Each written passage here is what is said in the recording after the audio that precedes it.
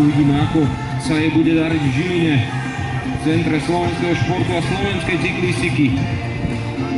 Samozrejme aj tej českej počas teda tejto nasledujúcej štvordelky. Štartujú slovenské pretekárky Tereza Medvedová v tomto momente.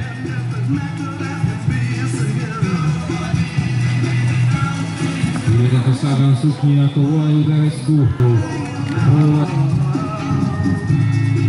určite ambície uspieť aj v Žiline. Sila olympijských hrách v Riu. Liška, malerička, toto je? No. Liška, poď!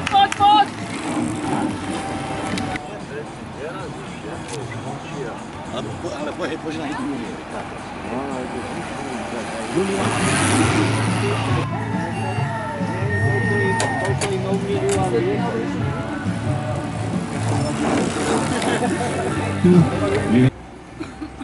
No a do cieľa prichádza Lívia Hanesová a pozeráme jej čas.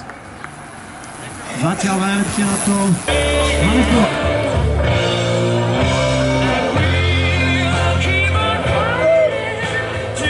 Ceny odovzdávajú dres majsterky Slovenska, obetiek víťazky majstrovstiev Slovenskej republiky. Sláva víťazkám, česť porazeným.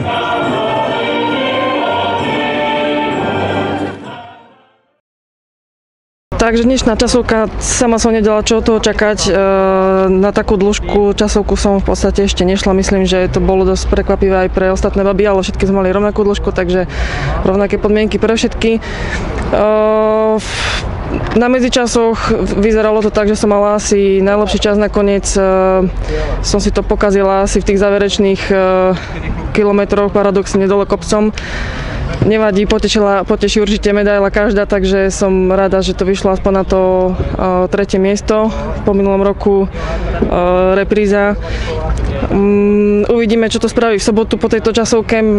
My tu na Slovensku babi sme, si myslím, 90% z nás taká rovnaká výkonnostná kategória, takže z týchto, čo tam štartujeme, si myslím, že 10 báb môže mať medailu, takže naozaj to neviem odhadnúť, kto by mohol byť v sobotu majster, alebo kto by vôbec mohol získať ďalšie medaile, uvidíme. Čo dodať, no, som rada, že to vyšlo dnes na medailu a teším sa na sobotu, na súboje. Majstrovská časovka v Žiline ma prekvapila svojou náročnosťou, pretože prvá polovica bola ideálna pre mňa, keď tak musím povedať. Podobala sa časovke v roku 2012 v Púchove, v ktorej som vtedy zvíťazila, takže prvá polovica som sa tešila, potom prišlo to horšie. 8-kilometrové stúpanie, cca na začiatku 8%, potom sa to trošku zrovnalo na 3% a nakoniec 5%, takže to bol škrt cez rozpočet, keď tak musím povedať, ale zase na druhej strane sa to aj zozjazdovalo, no a každý máme rovnaké podmienky a tak či tak tá dĺžka a náročnosť v strate, myslím, že bola neprimeraná pre ženy.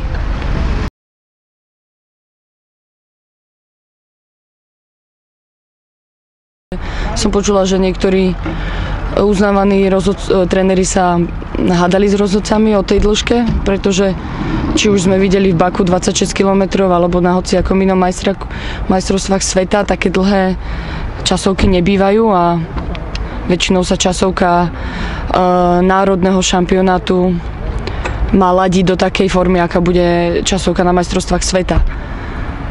Takže je otázne, že či na majstrovstvách sveta, pokiaľ viem, tak nemá byť taká dlhá, tak je to potom kontraproduktívne, pretože môže tam byť nominovaný niekto, kto potom na majstrovstvách sveta nebude až taký dobrý, ako bol na tej dlhej časovke, ale je to len špekulácia, ale tak či tak vyhrala dneska tá lepšia. Viem, že aj minulý rok bolo veľmi tesné medzi prvou a druhou. Myslím, že 2 desatiny, dneska 7, takže no nepoteší to.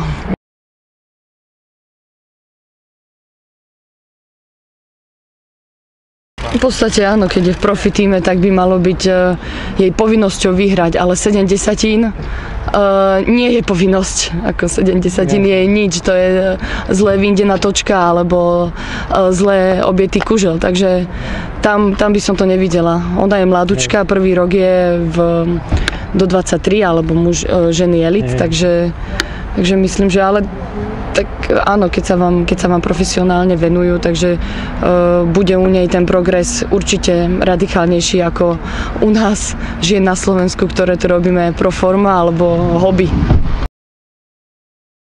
Dneska som vôbec nevedela, čo ma vlastne čakať, ako sa mi pôjde.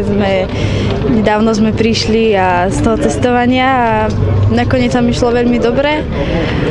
Viem, že na kopci nejakých 8 kilákov do cieľa som ešte mi dávala 10 sekúnd jedna z báb a nakoniec som to nejako dohnala a vyhrala som.